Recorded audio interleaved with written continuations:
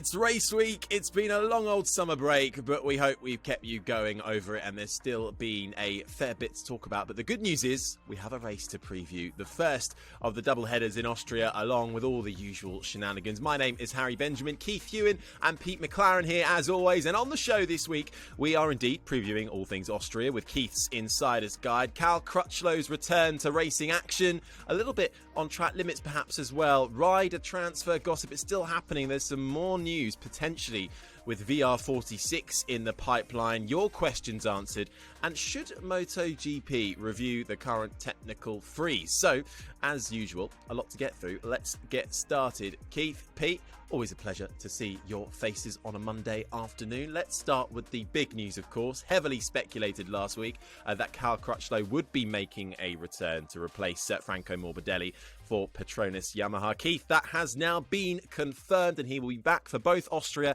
and Silverstone. Yeah, I mean, it's the only way, really. If I was Cal, I'd want to have at least a couple of rounds before I got to Silverstone. That kind of pressure is a bit too much, even for the likes of Cal Crutchlow.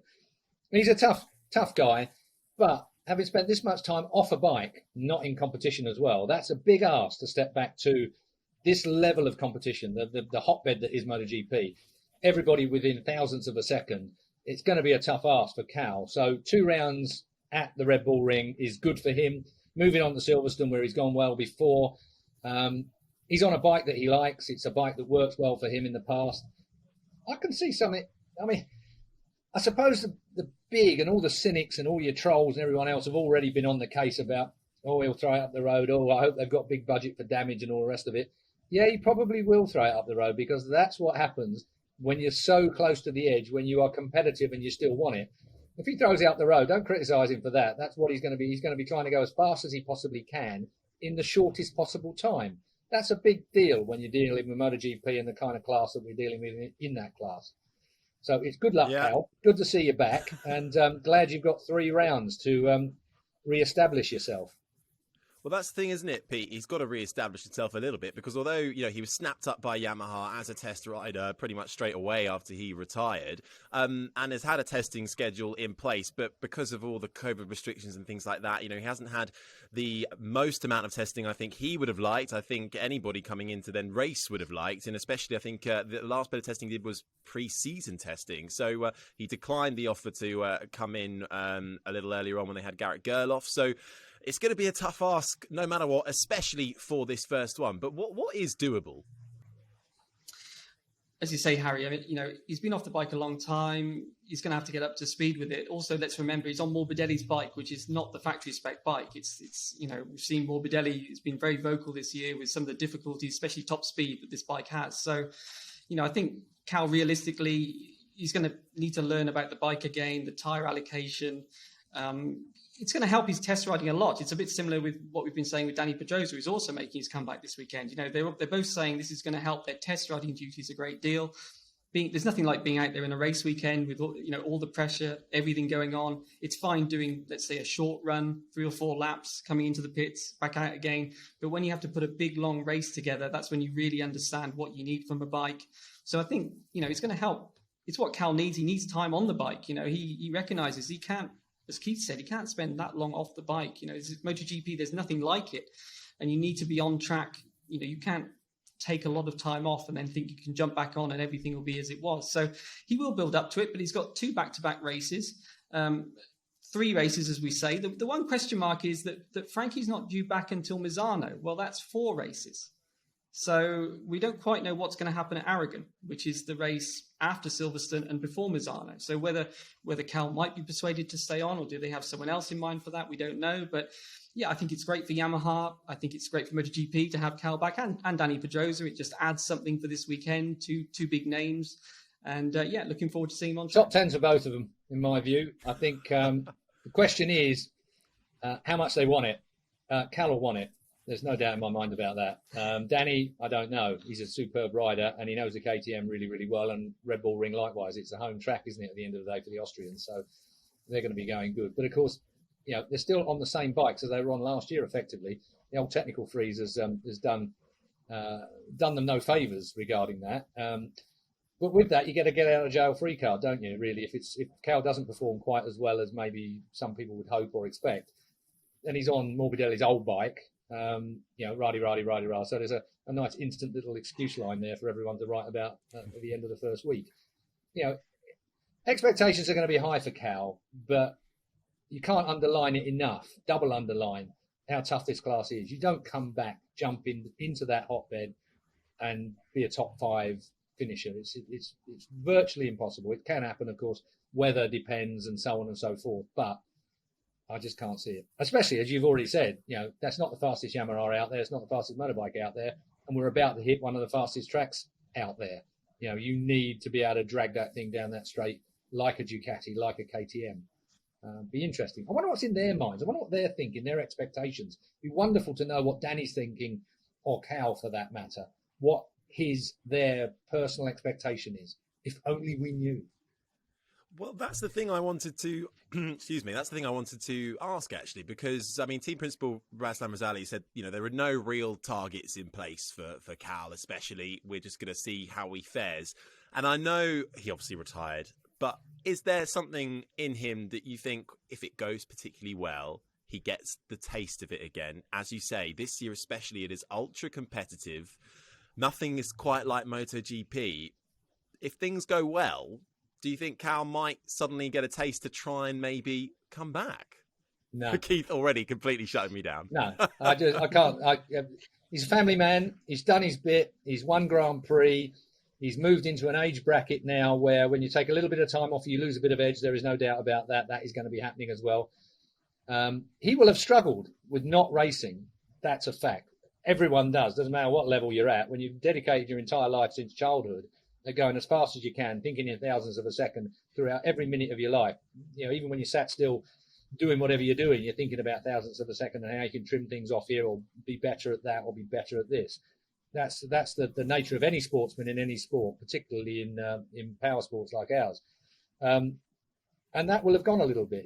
That will have jaded. That would have degraded very slightly for Cal and for Dani as well. Test riders aren't the same. You can go round and round and round and round and round. I could never do it. I was asked after I retired, would I like to do test riding? Would I like to do this for one tyre company or another?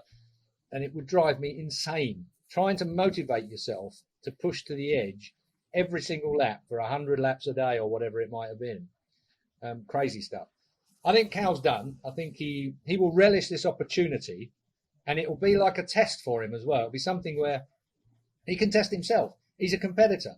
So when he comes back, he'll see just what he's capable of doing after having this amount of layoff. But coming back full time, I don't think so. I think he's comfortable. He's a millionaire. He's young family. I think he's very happy with himself, and he's made the right decision in the circumstances. Would you want to step back in amongst all these axe murderers and have to stand up against them full time? Not sure about that.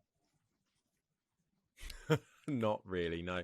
Well, all right then. That's going to be something to watch, though, this weekend for sure. Cal Crutchlow, we've already discussed, of course, Dani Pedrosa coming in. 2 big names, really exciting, especially after the long summer break we've all had to endure. So it's going to be nice to have some few old fresh faces returning. On the other side of that garage, though, sits Valentino Rossi. And Pete, there's a little bit of murmuring coming out about VR46 at the moment, isn't there? With some sort of press conference being held at some point this week. It all seems rather vague. That's and we'll leave it there. Obviously the big announcement, there's quite a few announcements that actually we're still waiting for, isn't there? Ralph Fernandez to KTM, what's Vinales doing, Aprilia. There's a lot of announcements that haven't happened that we're expecting sometime during the summer break. That doesn't mean that they won't happen in the next few days. It sort of makes sense in the run up to Austria. But of course, the biggest one is what will Rossi do next year? And, there's been nothing so far, but we now have this press release from Tanal, which, is this Saudi Arabian company that, set up this deal with Aramco to sponsor the VR46 team next year. They've got a press conference in the next few days. And it's going to be all about motorsport in Saudi Arabia in general, but also it says there'll be a special emphasis on this 5-year deal that they've got with VR46, which is not just MotoGP, it's MotoGP, Moto2, Moto3, and the Italian CIV series, they say. So it's a big money deal. We already know the Saudi prince. He made quite clear in that press release of all things, saying it would be fantastic to have Rossi riding for the team next year. So it's interesting because that tells us at least what his hopes, his expectations maybe are for the rider lineup. Now, where does that leave Rossi? Now, to be clear, there's nothing in this press release that says there's going to be any riders announced at this press conference. But at the same time, people putting two and two together, it's the summer break. It's when Rossi said he would make a decision, and we have this press conference announced. So we'll have to wait and see what comes out. But yeah, I mean, the Prince has made clear he'd like Rossi. If he doesn't have Rossi, the gossip is, if you like, who will they accept? Will that play a role in the amount of sponsorship that they're doing, the levels of money? Who knows? I think the money deal must be done. I mean, that's just nuts and bolts. I'm fairly sure that they'll have already done that, and I can't imagine Valentino backing himself into an alley that he's got to ride because of the amount of money that's coming over. Alessio Uccio, better known as, in the paddock, who manages really the Moto2, Moto3 side of things and many other things. He's best mates with Valentino for donkey's years, since school days. He's kind of intimated that Valentino will be riding next year. You can't always trust, sorry Pete, you can't always trust what some of the internet journalists come up with, because sometimes the old clickbait job gets done, doesn't it? Let's just cast that out there and click. Oh, we've done good this week. So I'm sorry for being slightly cynical on some of that material, but Alessio Uccio has seemed to have passed on the fact that Valentino may ride next year. Now, whether that's occasional rides, wild cards, whatever, maybe he'll take a wild card type situation. You can imagine trackside people would want that because people are going to come through the gate to watch it. So it has a great financial angle to it as well. But I just can't see Valentino doing another year. It doesn't make sense to me. I understand I love the ladder thing. CIV, the Italian Championship, is the equivalent of the CEV, which is the Junior World Championship through Spain, which is where Dorna are based, obviously the owners of the sport. CIV is a slightly lesser recognised ladder, but it's still a ladder nonetheless. Into Moto3, Moto2, MotoGP. These are all things that fit in really well with Valentino's academy, and the logjam of talent that the VR46 Academy has already got in line for. I mean, it's almost a nightmare of talent, isn't it? There's too much talent now. It used to be the other way. You couldn't find riders that were potentially going to be world champions. Now it's everywhere, in every class. They're all over the bloody place, in national championships as well. So it's a fantastic bonfire of wonderful talent. And people like VR46 as an academy are well placed for feeding a ladder like that. And obviously the Saudis are well placed for funding a ladder like that. Will Valentino ride again? I would suggest probably in a wildcard situation, perhaps. I can't see him doing a full-time year. Can you really? I mean, linked to this, let's say, is also the future Marco Bezzecchi, who's a VR46 rider in Moto2, as we know. Now, we have mentioned before that he's a potential candidate at Petronas Yamaha. Now, this was even before Vinales then, as we know, made another space free at Yamaha. So it seems like we spoke last week about how Petronas, they keep mentioning young riders and, the Superbike Yamaha guys are signed up. It seems like that's the direction they want to go in, is these Moto2 guys. So, if there's no room for Bezzecchi at VR46 for whatever reason, whether it's Rossi or someone else, it seems like he would certainly be a candidate at Petronas. He would fit that profile of an up-and-coming young riding star. There's not that many available outside of Remy Gardner, Ralph Fernandez that KTM have already booked up. So, there's a lot of things being tied in. Just to sort of confirm that VR46, they usually go with their own academy riders. That they've always been very loyal to just promoting within their academy system. Now, the guys in MotoGP at the moment, obviously Rossi, but Morbidelli, he is an academy rider. Their most successful first world champion, Moto2 for them. Bagnaia then won the Moto2 title for the VR46 team, and Marini. So they've got those guys at the moment. Just to confirm, kind of Bastianini and Di Gianantonio, who's joining MotoGP next year, they're not members of the VR46 Academy. So if they are just looking for academy riders, those guys won't fit that bill. So there's a lot connected with what Rossi's going to do, at several different teams. But we're starting to get a bit of an idea. It looks more like Petronas are going to bet again on a kind of will try and replicate the success they had with Quartararo and Morbidelli in that kind of first couple of years. That's kind of the direction they'll probably go in, rather than going for established names. Looks like Morbidelli will probably now take the place of Vinales, so they could go with an all new lineup at Petronas. And then, who's alongside Marini? Well, maybe this press conference will clear it up. Maybe it won't.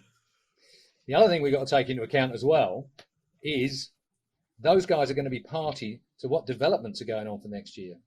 Concessions, concessions. Who's had concessions this year? Aprilia. But there's been a technological freeze over the last 18 months. Fact of the matter will be, you're going to want to know what the manufacturer you're tying yourself to is going to be producing and at what level of production that's going to be, because it takes 6-9 months to get the production line worked out for what you're developing. So there are going to be some bikes next year that are going to be greater developed than others. I mean, within manufacturers, that is. So if you've got a Yamaha, four Yamahas, you're probably only going to have one or two of them that are going to be next year's generation. And that, then, you could find yourself on old bikes in a situation this year where old bikes have been about on par with the brand new ones. You know, because of the freeze, nothing has leapt forward. Now, it's my experience, having ridden for Works bikes before, Works teams, factory teams before, is that sometimes you'll get a new factory bike and it will be shite. It will not be anything like what you're expecting from it. It will handle badly. Because as soon as you add a little bit more power, it changes the characteristics of the way the bike handles. So therefore, you're looking for everything else. You've got, there's so many things that have got to line up to make a racing motorcycle a winning weapon. And that is going to be something that a lot of the teams are going to be looking at. What are Ducati producing for next year when this freeze is over? If this freeze is over. Again, I haven't heard that it's definitely going to be finished. I mean, it's supposed to be, but will they add another year to it? Everybody's funding is in dire straits at the moment. Promoters' funding is in dire straits. Teams' funding is in dire straits. Everyone's had to chuck the kitchen sink at it financially to actually get over this pandemic. And we're not over it yet. Maybe there will be a situation where Dorna and the Teams Association will decide that, okay, we'll keep the freeze for another period of time. I don't think so, personally. I think that it'll be over by the end of this year. And there'll be a lot of developments that have been going on back in the factories. But if you were a betting man, you'd have to be pretty smart to be able to come up with the right odds for next year. Within actual factories, let alone across the MotoGP board of manufacturers, I think we are in for a very exciting year next year. Off air a minute ago, Pete, we were talking about it, weren't we? That next year, are we going to get gaps in the MotoGP field? Are suddenly riders going to have, or teams have, an advantage over another team? Right now, there's thousands of a second between them across all different types of layouts and configurations. We all come to almost the same lap time at the end of it, and that's been great. And next year, when all that technology is thrown back into the mix, are we going to have a slightly more spread out field? I wonder.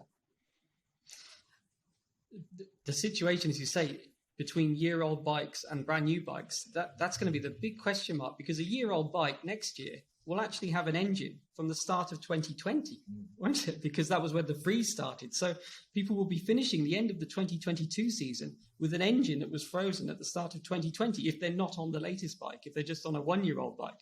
So as you say, Keith, maybe if the newer bike doesn't work, that might not be the end of the world. On the other hand, people might be a bit more cautious about accepting a year-old bike than they would be normally if there wasn't the freeze. It's a great pot, isn't it? I mean, it really is. Just needs a big old stir. That's what you're there for, Keith. Yes, I know. Well, you imagine being Aprilia then.